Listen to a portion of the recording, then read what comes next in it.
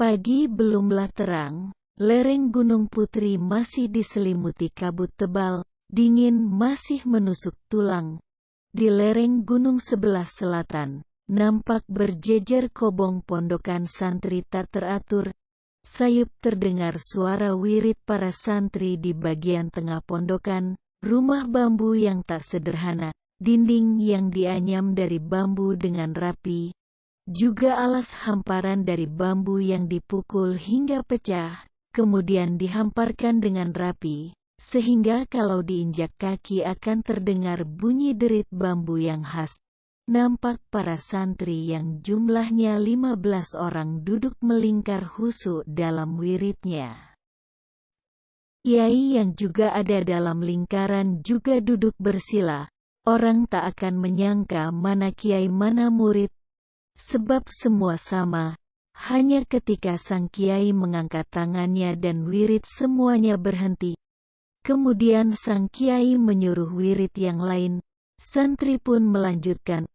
Orang tak akan menyangka yang disebut kiai ini seorang remaja, kira-kira umurnya 12 tahun, kulitnya putih bersih, dengan wajah biasa, namun memancarkan wibawa yang tiada taranya. Presiden sekalipun akan dibuat tunduk bila berdiri di hadapannya. Di sebelah rumah sang kiai ada rumah bambu lagi yang lumayan besar, dindingnya dari kerai, yaitu bambu yang disisik halus kecil-kecil kemudian disusun rapi dengan tambang, sehingga bisa dibuka tutup dengan digulung.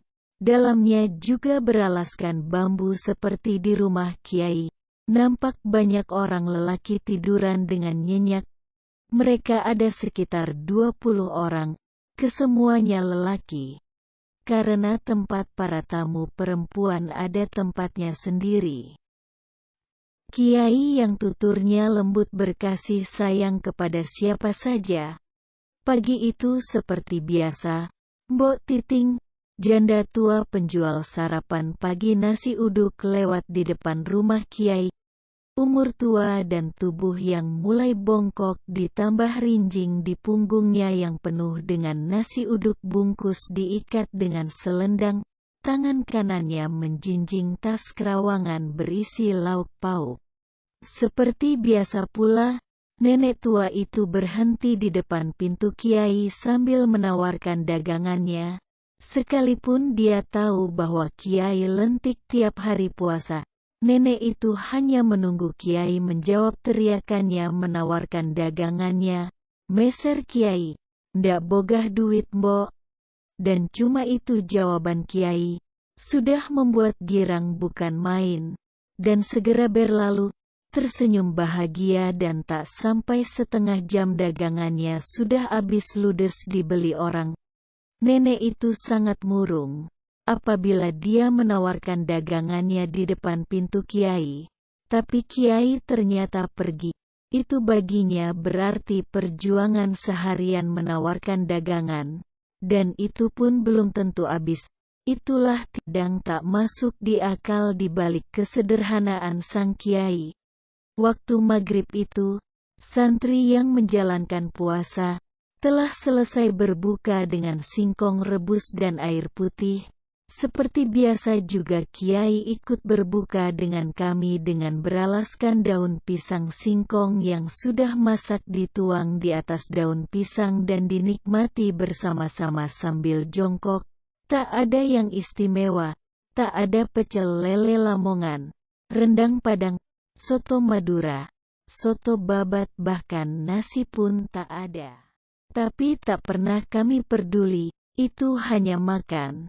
Lebih baik makan apa adanya tapi untuk beribadah, daripada makan yang enak-enak ujung-ujungnya untuk berbuat maksiat. Setelah makan kami mengelilingi toples yang berisi tembakau, itu barang berharga kami, tembakau oleh-oleh dari Lukman yang pulang dari ngejalani ngedan, kami semua mengalami. Nah, pada waktu itu setiap ada yang ngejalani, santri pada memesan utis yaitu puntung rokok, di jalan, dikumpulkan sampai 1 kresek nanti dibawa pulang. Sampai di pondok dibuka satu-satu dipisahkan tembakau dan kertas rokoknya.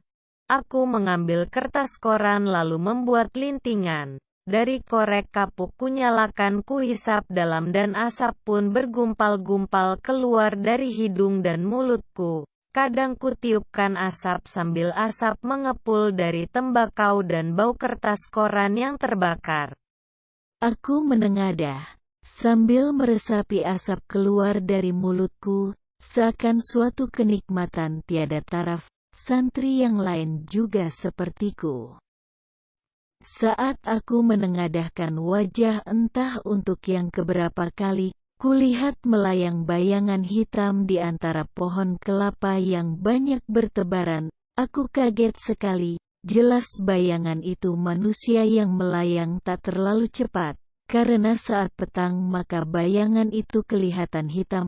Bayangan itu melintasi pohon jengkol di dekat dapur sebelah kanan rumah Kiai, lalu melayang dengan indah turun di depan rumah Kiai.